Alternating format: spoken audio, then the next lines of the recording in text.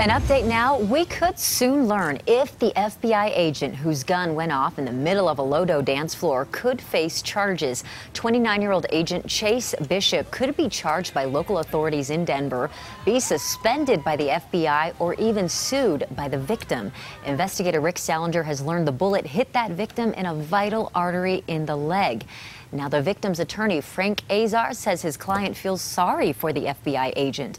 Governor Hickenlooper, who admits he hasn't seen the video yet, says something should be done.